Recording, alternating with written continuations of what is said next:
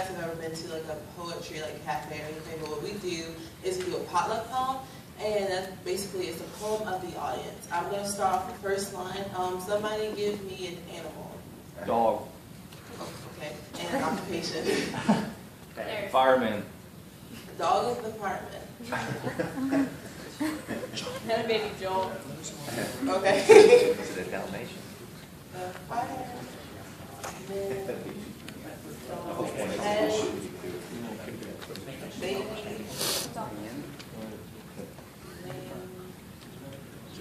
So, sorry for my handwriting. Please write clearly because I'm going to read this at the end. So we're going to pass it around the room, and you guys just write a line. One line. Just write a line. I'm going to go ahead and do my piece called Tonight. Tonight, I consider giving up my dream. Giving up my craft, choosing not to walk down the path I believe God has paved for me, to not follow the footprints in the sand, but instead a vacant seashell about to disappear at sea.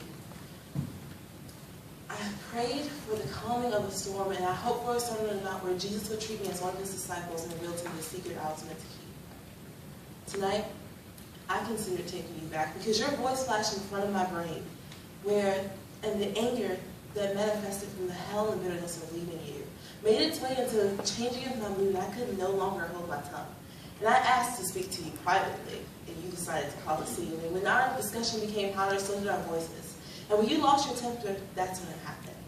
I saw you, and someone else's body. No, you weren't physically right in front of me, but I felt your presence linger around this floor. And the yelling continued, and I saw your Australian face take the place of his black skin, and I froze up. A block of ice, paralyzed by the fear of distant times.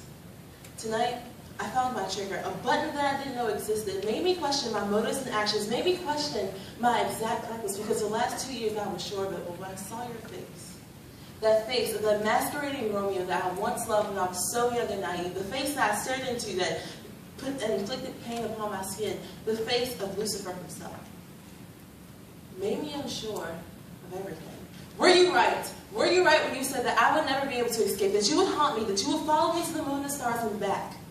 Because all of these memories are on instant replay. All because of that one button that came to life.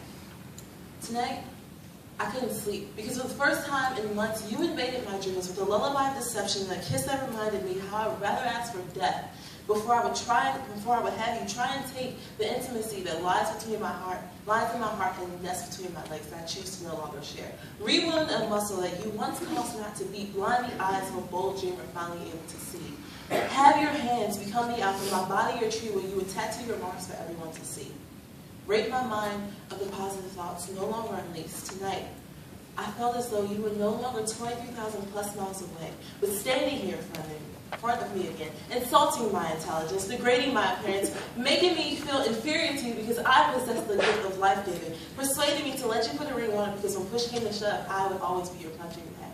Tonight, I finally realized how it is so hard to take your own advice. You see, I can give great advice, inspirational advice, but I need to follow myself. Now, maybe that makes me the real hypocrite. For some reason, it's easier said than done, and as I write this, I have Christina on lies.